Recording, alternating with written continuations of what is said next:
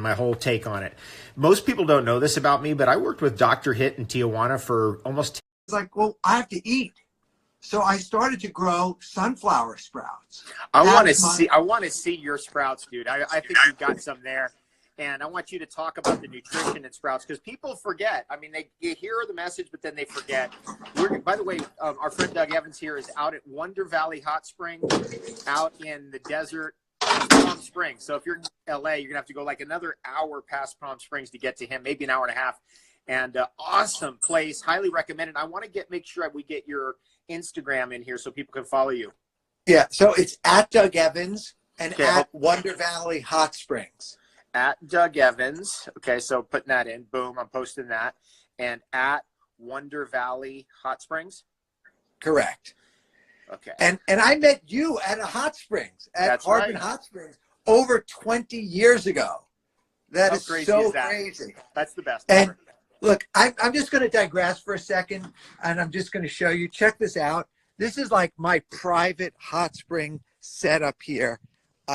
We're walking out onto the trail, and I have this 5,000-pound granite soaking tub, and then I have like the cast iron clawfoot is for the cold plunge. So I got my hot and cold, and it's just like unbelievable paradise. And I dreamed about hot springs my entire life over the last 20 years. And then I had this freedom. I was liberated. By the way, now we are entering the 48 square foot Breaking Bad sprouting lab. All right. So we got the kitchen, we got the refrigerator, we have the sink, which is only used for sprouting. It's just only used for sprouting. Then we got trays stacked on top of trays.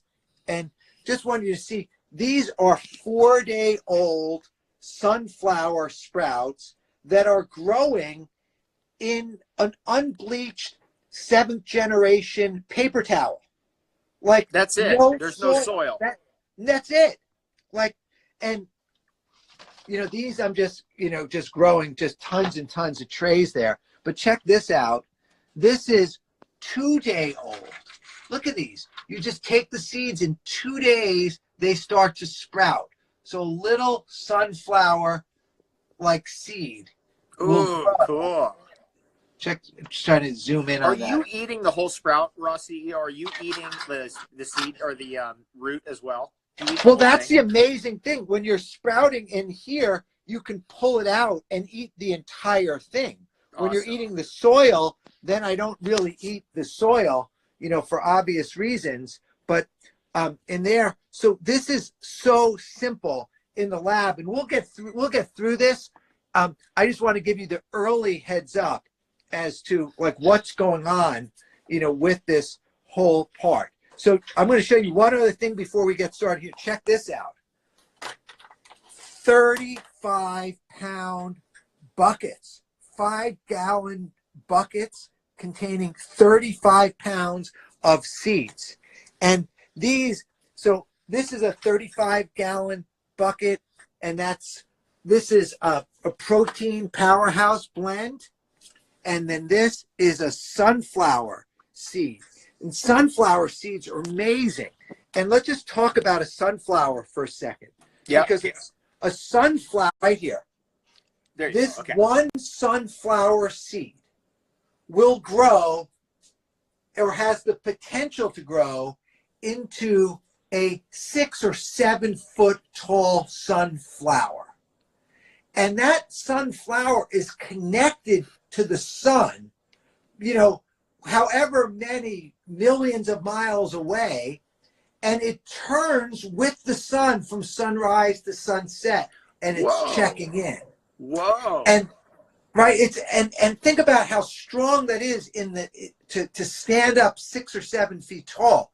And the entire flower is edible, right? Flowers are one of the few things that you can eat that you don't have to worry about poison mushrooms or other crazy IVs. Like, flowers are edible. But the sunflower, this one seed, will then replicate itself to hundreds more in that seed. So literally literally in under a decade, this one sunflower seed can turn into 1 million sunflowers, right? And so It's sunflower's my favorite. Give us a quick rundown on the nutrition of sunflower sprouts. That's my personal favorite. So the one thing on a sunflower is that they photosynthesize the energy of the sun and they form the antioxidant chlorophyll, right? So we don't need to take a supplement for chlorophyll. We can have green leafy vegetables, right? So a sunflower sprout or microgreen or shoot, however you want to call it, is rich in chlorophyll. So that's like the number one kind of radiation absorber part. Because it's a living vegetable, it's rich in vitamin C, and believe it or not, it has proteins in them. So it has a variety of the amino acids that form proteins. So you as the nutritionist can explain that further, but if you're getting enough calories from enough variety of plants, you will fill the complete proteins. So that's the main thing, the vitamin C, the protein, and you're getting soluble and insoluble fiber. Mm-hmm. And insoluble fiber from a sprout, because it's so tender and juicy, it's very bioavailable, and the microbiome can eat it up entirely. So I just want to say this real quickly. Sprouts are a much easier fiber to digest than kale, for example, or some of the more fibrous material like collard greens or things that we love, but they've got a lot more fiber. Even parsley has much more insoluble fiber, but the sprouts are much more digestible for people who can't handle that level of roughage. Yeah, 100%. So that's, and the sunflowers are the best salad replacement. Like, rather than using like these microgreen, these baby leafy greens or iceberg lettuce, which basically is like the tap water of the lettuce family, you're getting these incredibly dense source of soluble and insoluble fiber, proteins, amino acids, and antioxidants. And Wigmore, taught me way back when that sprouts are about rejuvenation. It's about youth thinning. Plus, it's springtime when everything's sprouting. There couldn't be a better time. Plus, with everybody worrying about survival, getting out of the cities, what are we going to do for food? This is the most pertinent message, Doug, that I have ever heard. I mean, this is right on point. Well, the essence of like, we had the intuition to get out of Dodge a long time ago, right? So I was trapped in New York City for a really long time, for decades. And then I had the intuition to get to California. And then when I was in California, I was still in the city climbing over, people in the street with just other things in tight, congested cities.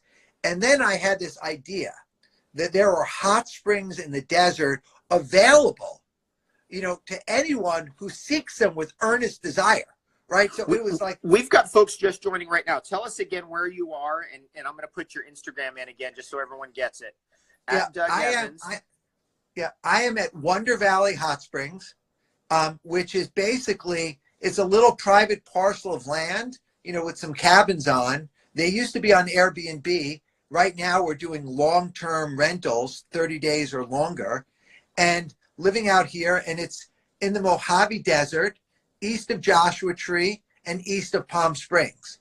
But this community of Wonder Valley is 100 square miles. So it's 10 miles by 10 miles and has a population of 650 people.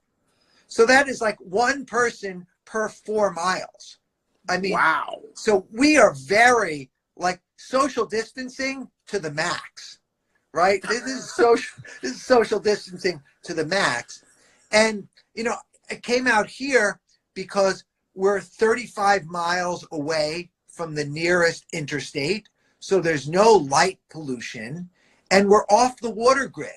So I get to drink spring water, well water. That's from a 340-foot deep well. And turns out the well is hot. So it has minerals, so we can soak in them. And then we also can drink it. We desalinate it and we drink it, but it's otherwise untreated. It's just filtered. So things are growing in it. Bring us back to the sprouts. I want to see you spread, like you're going to spread those sunflower seeds out in a tray. Show everybody how to sprout, because there's people who've never sprouted before. Okay. I'm gonna give people the primer, right? And just we'll talk about like what equipment you need to sprout, right? And the most basic provincial equipment for sprouting literally is a glass. I'm gonna hold on. I'll put this here. It is a glass jar, right? It's a glass jar, but instead of a solid lid, like this solid lid, they have these lids that are made out of like a screen. It's almost like a window screen. And so those are easy to buy, easy to find. This is like, you could buy these online for under $10. And what I love is the half-gallon glass jar, right, with the big open mouth. So it's easy to get your hand in there and to clean.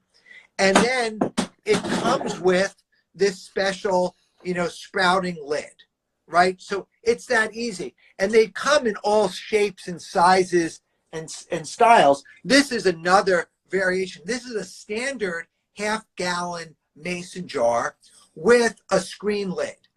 And you don't even need the lid. Like if you want to, using a regular mason jar, you can take the lid on the mason jar and just put a piece of cheesecloth, or a paper towel. Kevlar. We've used Kevlar before. Actually, I have a bunch of Kevlar screens. Yeah, Kevlar screens are great. I will take any of my, this shirt, this is, organic cotton with indigo blue. You could just take a piece of this, you put it over there and screw it onto the jar. So the first step, and this is really fascinating. This is literally 2 tablespoons of seeds, right? Okay. In a half-gallon jar. Which kind are those? Broccoli seeds. All right. Broccoli seeds. So I'm going to show you the evolution and the journey of broccoli seeds, where this is broccoli seeds, like the 2 tablespoons that got wet, right? And you basically add water and then you strain them, right? So if you hold on one second, I'm going to see if my lovely goddess Savan is going to come here and hold the camera so I can do some live sprouting. We'll see if she emerges. I have no idea where she is, in this Wonder Valley oasis. We'll wait for you. Go run and get her, and I'll keep talking. Okay.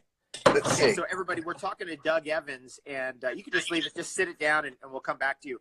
We're talking to my friend Doug Evans. We've been friends for 20 years, raw food maniacs. We love our raw food. We love our vegan food. And one of the greatest tools we've got in our arsenal is sprouting. And it's inexpensive. It's like you could get big jugs of like this big of seeds that will last you for years that cost you $50 on the internet, maybe $20 on the internet if you get a smaller one. And this is one of the most important things in your diet because it's about rejuvenation. And this timing right now, springtime, is about rejuvenation. It's about getting that reset happening so that you can rejuvenate. Now, one of the best things about this time that we're in, the quarantine time, is it's all about figuring out what your next plans are. So make sure you set goals. Make sure you think about, hey, maybe I should fast, rejuvenate, do a cleanse. And 3, take action on things like getting seeds for sprouting and learn it. It takes you a couple days. You'll figure it out. It's not that difficult. It's one of the easiest things ever. And one of the most beautiful outcomes of it is you're going to have a lot of vegetables, basically, a lot of roughage, a lot of fiber, a lot of salad material for free. It's basically coming out for free, and you're going to get your money's worth. Okay. Uh-oh, he's looking sharp now. Okay, there we go. Okay, so come on in. Close the door. Okay, so this is 2 tablespoons of sprouting seeds. So the first step that you would do is, got filtered water here. Don't need to add too much water. So just to cover over the seeds. Yeah, and they will expand. And you just circulate this, and you let this sit for 5 hours or 8 hours, period. So you set a timer on your phone, 5 hours, let them sit. Then the next stage is you drain them out. So here we go. We just drain them out. You don't want to be too aggressive on it. You drain them out. And we could do this with any seed, right? We could take sunflower seeds. We could take any clover, whatever, in about 5 to 8 hours soaking time. Well, the smaller the seed, you'd think the smaller the seed, the less you soak. But that's not always true. There are some seeds that are really like hard and brutal, like the mesquite seed, like from a mesquite pod. That you have to soak for 24 hours. And if you want it to sprout, you literally need to take a nick out of it with like a nail clipper because that shell is so hard. But in my, one of the reasons why I wrote the book, Avocado. Hold on. He's written a book called, what's it called? The Sprouting Book? It's called The Sprout Book, right? Okay, let's see it. There it is. Oh, that looks great. Look at that. Nice job, bro. I haven't seen it yet. I don't have a copy, but I do have a quote about it, and you sent me a preview copy, but I don't have the final copy. Beautiful. Yeah, well done. Yeah. So it's really great. But the reason I wrote the book is because I was interested in sprouting, and I thought I knew a lot about sprouting, but I kept making some amateur errors, right? And I didn't know, do you sprout this for 5 hours or for 8 hours? Should I sprout this using a tray or in a jar? Let me show you this. Check this out, Avocado. This is a terracotta sprouter where I'm sprouting chia seeds. Oh my God, you got your own chia pet. I got my own chia pet, but check out this innovative sprouter that is 4 layers, and every layer has its own like part, and you just sprinkle the chia seeds in there. And they don't need light? No, they actually like the dark, and then once they get to about an inch tall, then you let them expose to light, and then the chlorophyll bakes in. And they don't even need sunlight. They can absorb the chlorophyll from daylight. So back to the book. The reason I wrote the book is because I was confused. And so I came to Wonder Valley, and I started to eat a lot of sprouts, and I was making mistakes, and I'm composting a lot. So then I set up this full Breaking Bad sprout lab.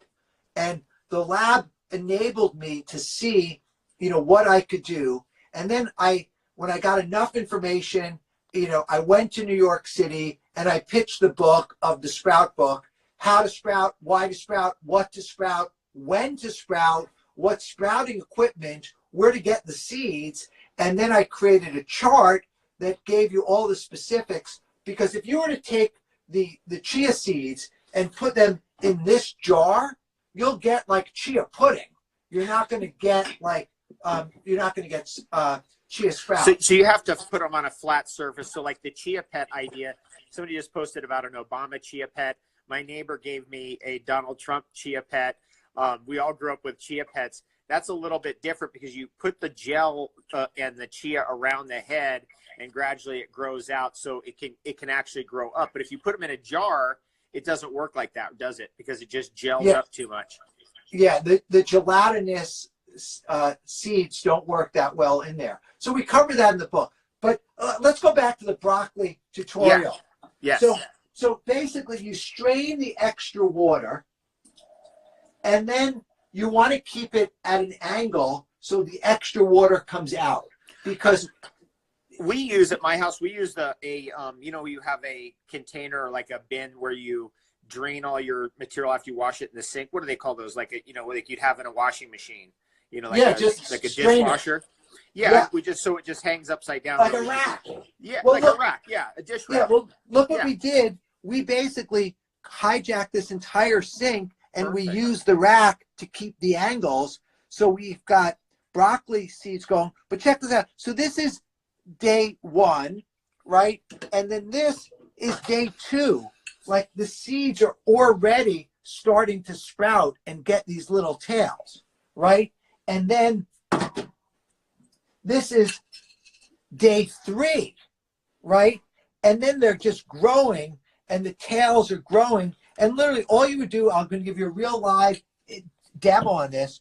you fill it up just to emerge the broccoli seeds.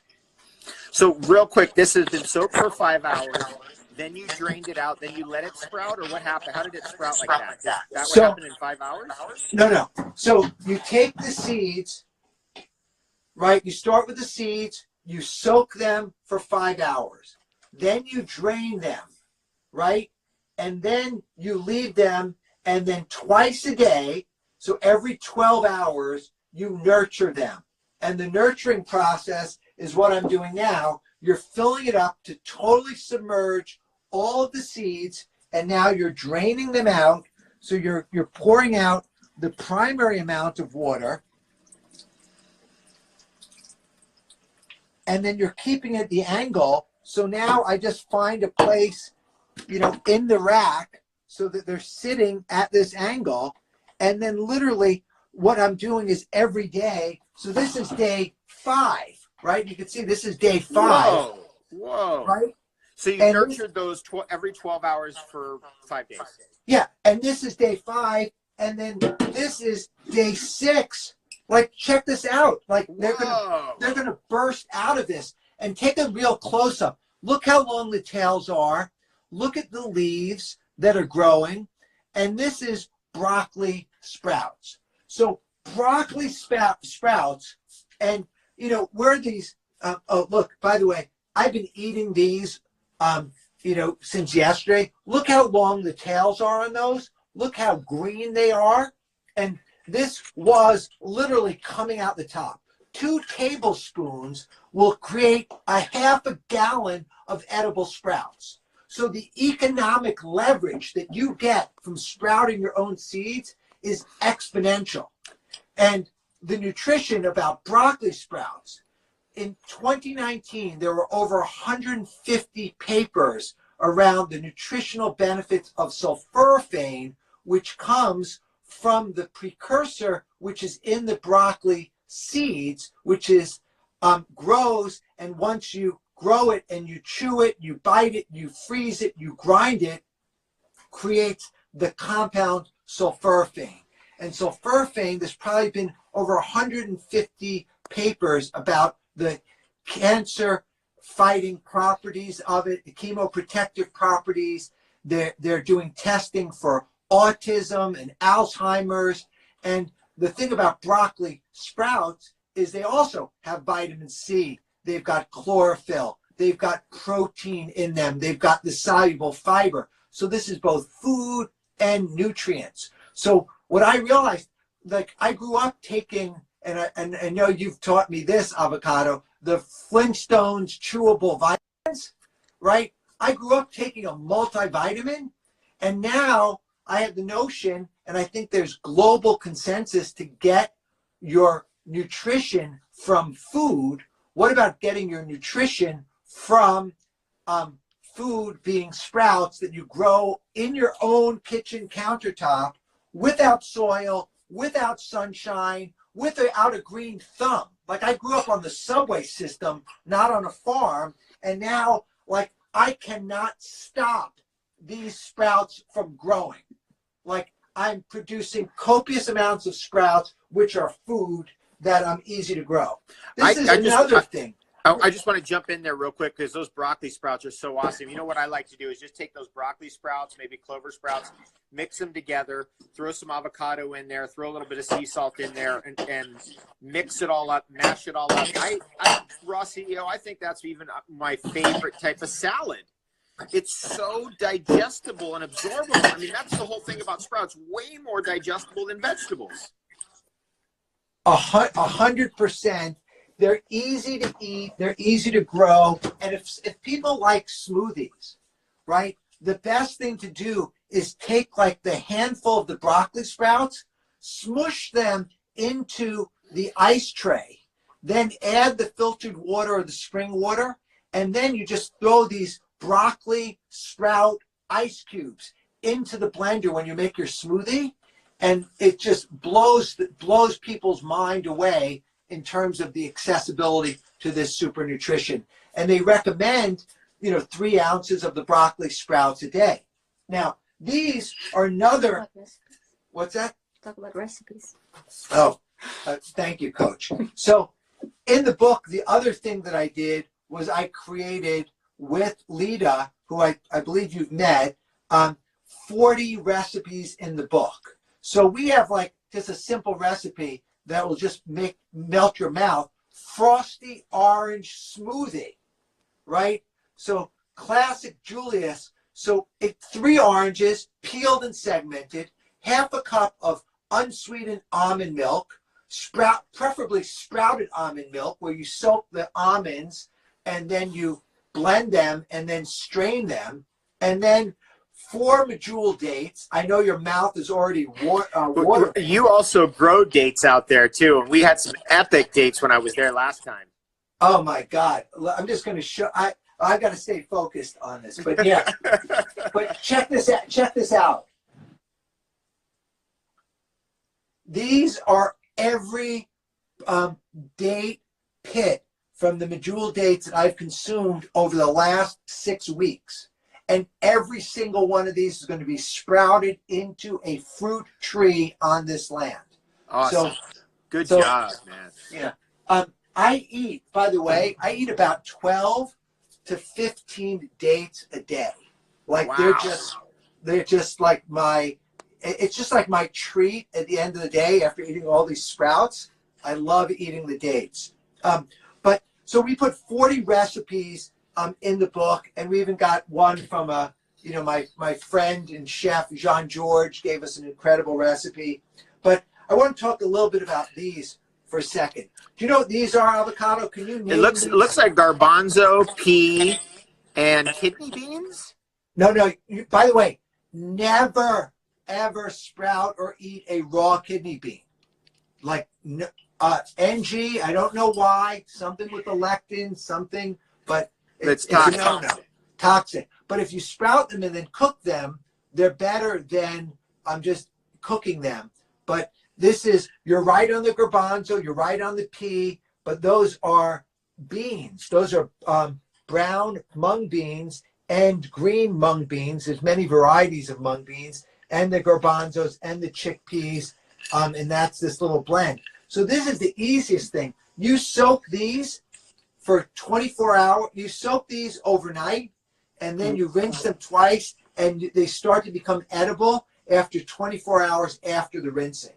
Okay, so real quick on that, because I'm very sensitive to chickpeas and all these beans, what is the best way to detoxify them? So you're saying you got them dry, you soak them overnight or 24 hours, then you drain them off, and then do you wash them again, or are they ready to eat then?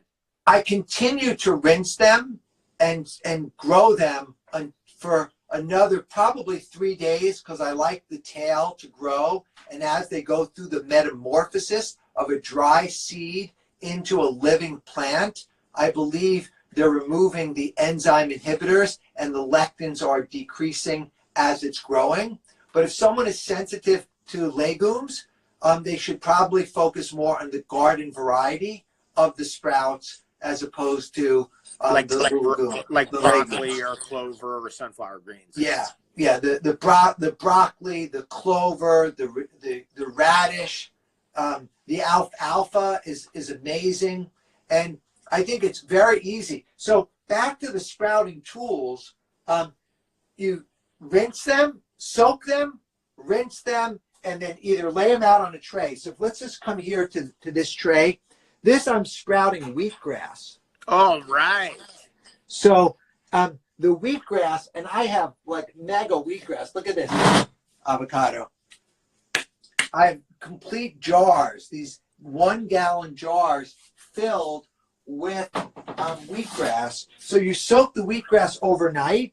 Is that hard red winter grains? Hard red winter wheatgrass? What's the type of seed I'm looking for there?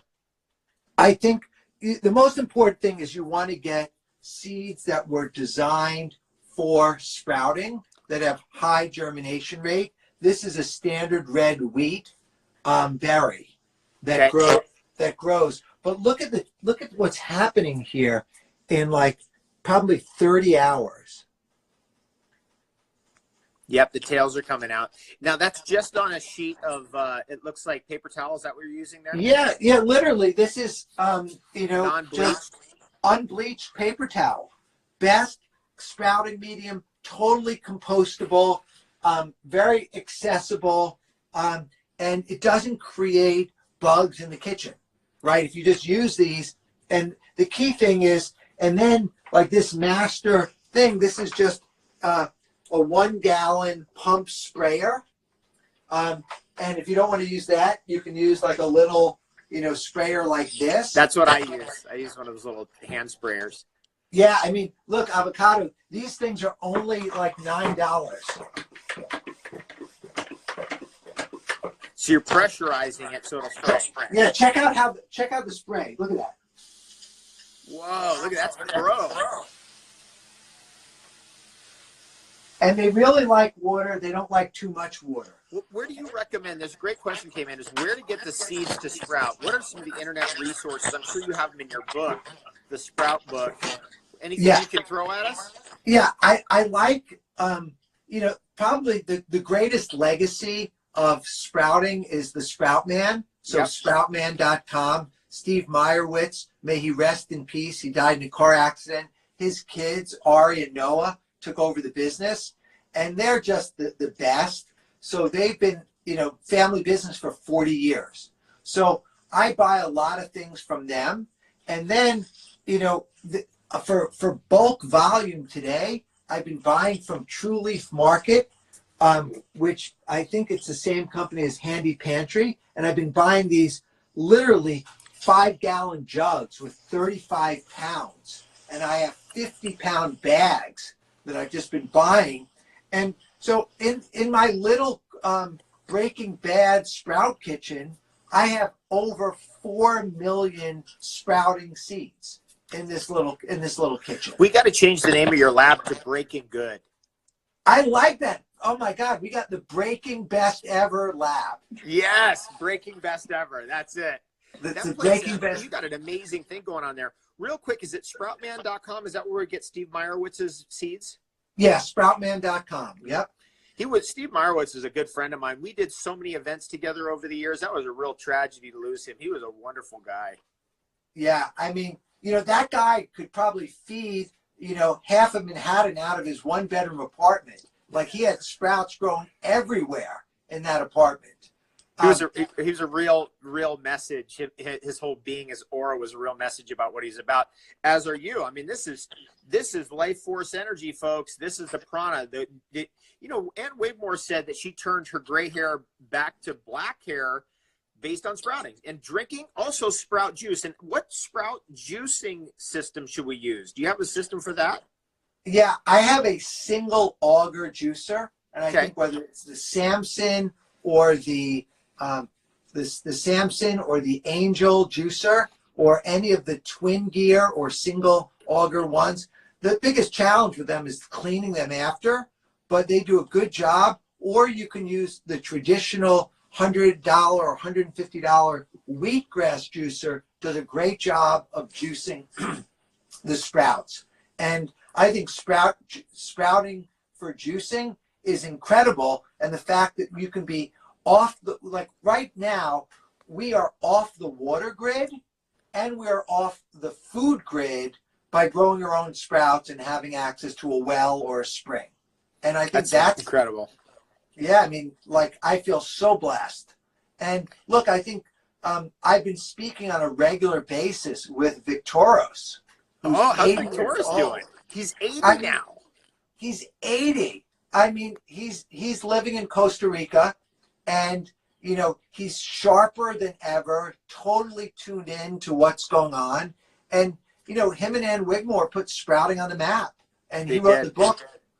Probably 25 years ago, Survival of the 21st Century, still in print after 20 years. Still in print. Even longer. I mean, I paid, years ago, I helped him produce one of the versions of that book. I paid for half of it because he was in a financial strait. But that was 20 years ago. So that book's been in print since the mid-70s. Oh, it's got to be. Well, if he's 80, he probably wrote that book when he was, 30. So maybe 40 years. Who knows? Yep.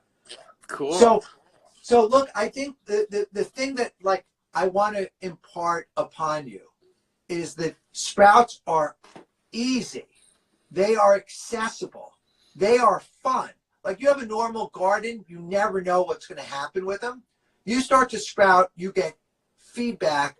Every morning you get feedback, and every night before you go to bed, you get feedback because you're getting this exponential growth.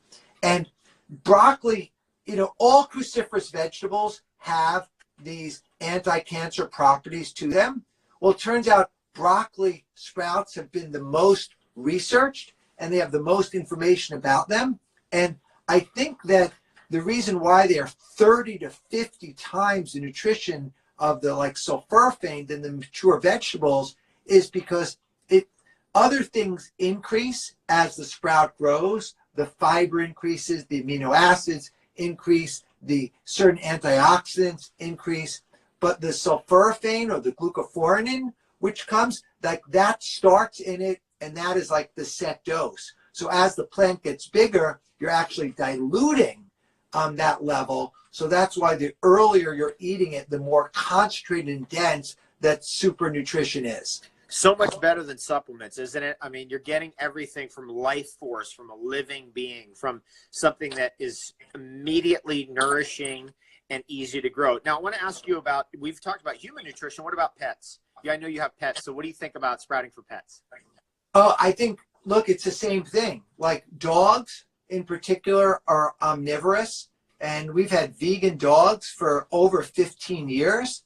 And they are happy, they're healthy, they've got good coats, they've got incredible energy. And look, you want to get them on it in a certain way. I think dogs are naturally drawn to green grasses, and they usually chew them and then they throw them up, right? And then if they chew them again, they'll actually swallow it and they'll do fine. The crunchy sprouts, like we didn't talk about soy. And Avocado, what's your feeling on soy? I don't do soy. It's just not, it's not an edible enough food for me to be interested in it. There's so many other things I'd rather eat. I want you to look into, and we can talk about it the next time we chat, look into sprouted, organic, heirloom soybeans. Okay. And just look at what the nutrition profile is of a sprouted organic soybean, because they are just unbelievable. Literally, I was cleaning my sprouting gear outside with the hose, and literally they took to the land and they're growing, you know, just outside. And Trippy. Something else, which I'm just starting to get my arms around, is, you know, these are pretty ubiquitous, right? Just hemp seeds, right? Hulled hemp seeds. Well, I've now, just due to the, you know, cannabis laws opening up, you're now able to get raw sproutable hemp seeds. And so I'm working on how to really perfect getting sprouted hemp seeds. What do you think about that? I think they're epic. I mean, I've eaten them before.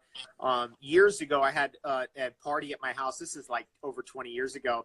And somebody had been getting, you know, they'd been smoking cannabis in the backyard during a party, and some seed, I guess there was seeds in it, and they threw the seeds in the garden and they grew. And so I left 3 because at that time it was illegal. So I was like, and we ended up juicing those. But the small sprouts is the first time I ever actually ate the sprouts because I didn't want a bunch of them coming up. And I liked it. I thought it was really good. I thought it reminded me of sunflower sprouts. Yeah, it's pretty interesting. If you juice hemp or cannabis, you actually get THCA, not THC. So you're actually getting something that's non-psychoactive, but totally rich in nutrients. And I also noticed with cannabis sprouts over the years that animals really like them. They'll come and eat them. So, for example, my friend Soma, who lives in Amsterdam, he's a cannabis like grower and breeder, and his cats will come and eat the cannabis sprouts. They eat them. It's amazing to see it. yeah, well, I think that's one thing. If you start to, you know, if you think about sprouting, like my mission isn't about just sprouting. My mission is about enabling people to be sovereign, to grow their own food and to take control of their own nutrition and their own health and build a healthy immune system. And I think sprouts help build the healthy immune system, and you can control it on your own. And I love not having to go to the grocery store. I love not having to be in the car. And I love it's so satisfying to be able to grow and eat your own food in this fashion. And the next step, I have a greenhouse coming today because I want to start transferring these seeds. And my next step is, like, if you take broccoli seed and you plant it, it will grow into a broccoli plant, right? And then if you let that broccoli plant grow further, it'll flower. And inside that flower, you'll get a pod that will then have kind of enormous amount of broccoli seeds all over again. So that's the next thing that I want to grow, is grow and collect my own seeds. Real quick, how much light do these sprouts need? That's an excellent question, and there's two answers that I want to give to you on that. So one is, in the early stages, they should be in a relatively dark area. So you can either put a towel over them, you could put them down under the sink. They don't want a lot of light, because what you're doing is you're triggering them. And I don't think they have melatonin and they're like human, but they definitely are clued into kind of nature intelligence. And so what you're really doing is creating an environment for them that simulates what it's like to be in the ground or to be in the belly of the beast. And if they're in the belly of the beast, it's dark in there and it's moist and things are moving around. And that's what helps kind of create this environment, for them to germinate and become active. So I would say the first few days, we even have like this in the sprouting tray, like this.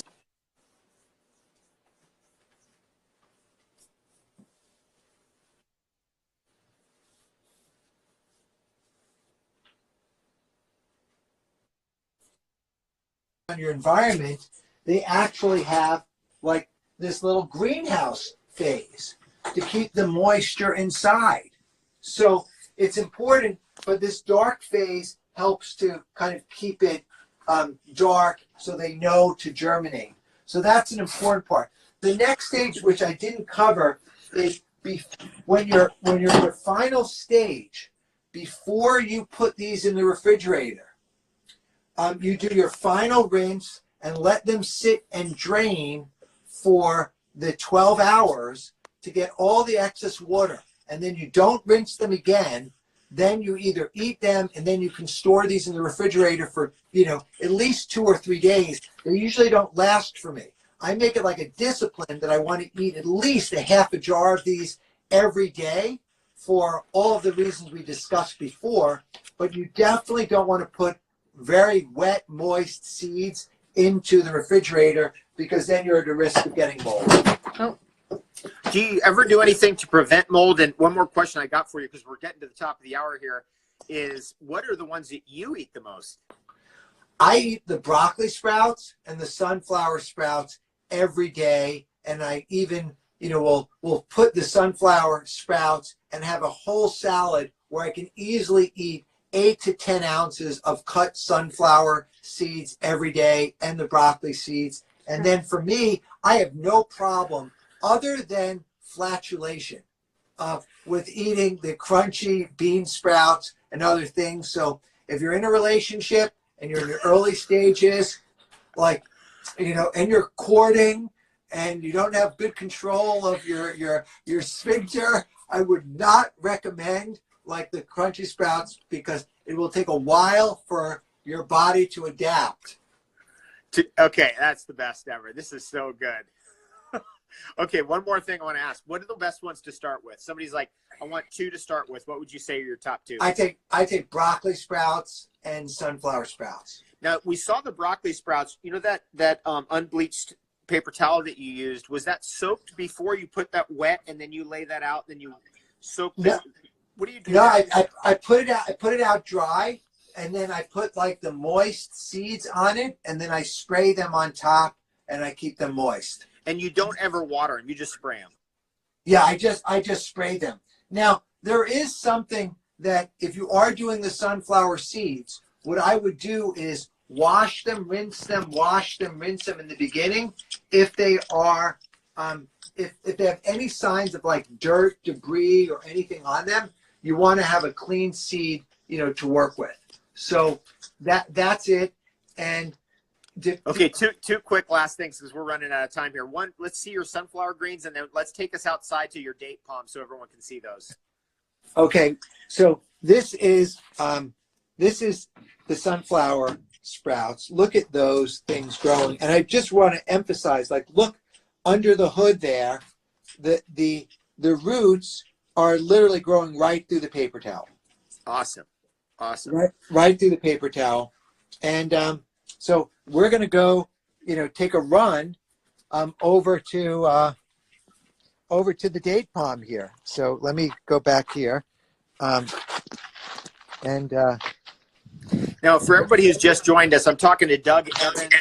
I've put his links in the chat here. Doug Evans. You can find him on Instagram at Doug Evans, and you can also find him at Wonder Valley Hot Springs, which if you're willing to go out there for 30 days or longer, you should go out there, check it out. I love that place. He's done an amazing job.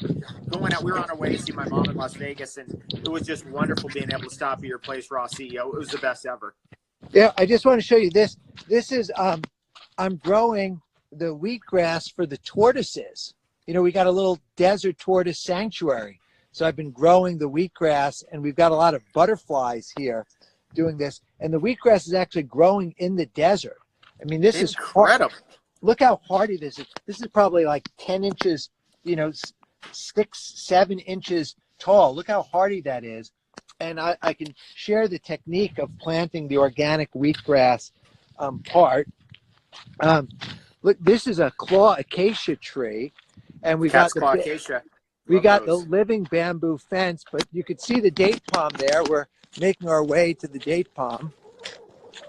This is so great, Doug Evans. Thank you so much for letting us see your sanctuary there. And this is a message to everybody. Doug Evans grew up in New York City. He was a street kid in New York City. His message on the trains, his spray paint message was pain. Eventually, he got his life together, joined the U.S. Army. When he left the Army, he went to work for Paul Rand and eventually worked his way into California. He's been a big success in many businesses. Check out those dates. And finally realized he needed to escape the city living and got out to the desert. Incredible. Look at that. That's a medjool date. That's a medjool date tree. And check this out. This is a pink fig tree that I planted a year and a half ago. They're doing good. Yeah, I got olive trees and date trees and mulberry trees and a pomegranate orchard.